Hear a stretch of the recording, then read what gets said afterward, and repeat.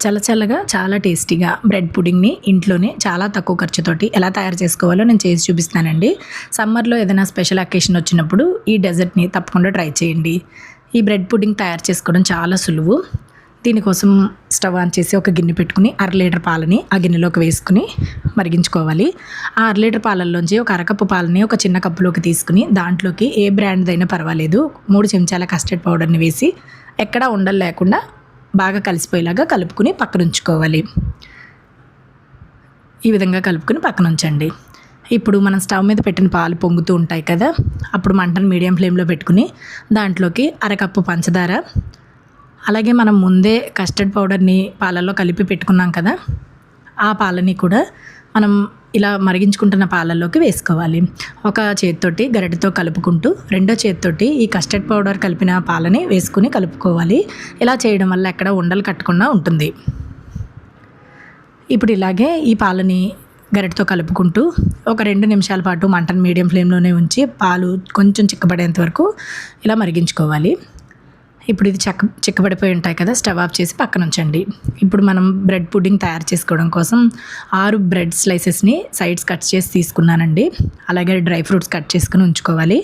అలాగే 3 చెంచాల ఫ్రెష్ క్రీమ్లోని కొంచెం పంచదార కలిపి ఉంచుకున్నాను. మీ దగ్గర మిల్క్ మేడ్ ఉంటే అది కొంచెం వేసుకుని కలుపుకోండి. మనం ఇప్పుడు బ్రెడ్ పుడ్డింగ్ని తయారు చేసుకుందాము. మనం కస్టర్డ్ మిల్క్ కలిపిన పాలని ఉంచుకున్నాం కదా, అది పూర్తిగా చల్లారిన తర్వాత ఈ బ్రెడ్ పుడ్డింగ్ని తయారు చేసుకోవాలండి. నేను ఇక్కడ ఒక గ్లాస్ ట్రే లాంటిది తీసుకున్నాను. మీ దగ్గర ఏముంటే తీసుకోవచ్చు. ముందుగా 2 బ్రెడ్ స్లైసెస్ని పెట్టేసి మనం కాచి ఉంచుకున్న ఆ కస్టర్డ్ పౌడర్ కలిపిన పాలని బ్రెడ్ స్లైస్ మునిగేంత వరకు వేసుకుని దానిపైన డ్రై ఫ్రూట్స్ని ఇక్కడ చూపిస్తున్న విధంగా వేసుకోవాలి. దానిపైన మరొక 2 బ్రెడ్ స్లైసెస్ని పెట్టుకుని సేమ్ అదే ప్రాసెస్ని రిపీట్ చేయాలి.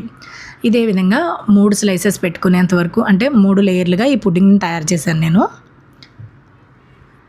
సేమ్ మరలా అదే ప్రాసెస్ని రిపీట్ చేయాలి. 2 బ్రెడ్ స్లైసెస్ని పెట్టుకుని కస్టర్డ్ మిల్క్ని మరలా దానిపైన వేసుకుని మరలా డ్రై ఫ్రూట్స్ వేసుకుని ఈ విధంగా 3 లేయర్స్ వచ్చేంత వరకు చేసుకోవాలి.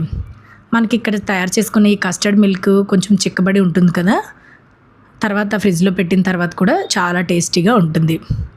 మనం తీసుకున్న బ్రెడ్స్ ఆ మిల్క్లోకి పూర్తిగా మునిగేటట్టు చూసుకోవాలండి. అప్పుడే బ్రెడ్ అంతా కూడా ఆ మిల్క్లో బాగా నాని చాలా బాగుంటుంది తినడానికి. మనకి లాస్ట్లో పై లేయర్కి ఈ విధంగా ఫ్రెష్ క్రీమ్ని వేసుకుంటే చూడడానికి బాగుంటుందండి. ఒకవేళ మీ దగ్గర లేకపోతే ఇది స్కిప్ చేసేయచ్చు. అలాగే పైన మిగిలిపోయిన ఈ డ్రై ఫ్రూట్స్ పౌడర్ అంతటిని కూడా వేసేసేయండి. వేసేసి ఇప్పుడు దీనికి మూత పెట్టేసి ఫ్రిడ్జ్లో 1 గంట పాటు ఉంచి తీసుకుంటే అప్పుడు చాలా బాగుంటుందండి. నేను ఇక్కడ 1 గంట సేపు ఫ్రిడ్జ్లో ఉంచి అప్పుడు దీన్ని తీసుకుంటున్నాను. మీకు ఇక్కడ ఒక పీస్ని చూపిస్తాను చూడండి.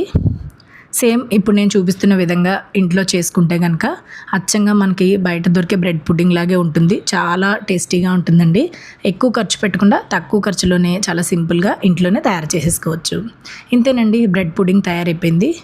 మీరు ట్రై చేస్తే మీకు ఎలా వచ్చిందో నాకు తెలియజేయండి. మరిన్ని రెసిపీస్ కోసం చూస్తూనే ఉండండి సిరి ఫుడ్స్ ఇన్ తెలుగు.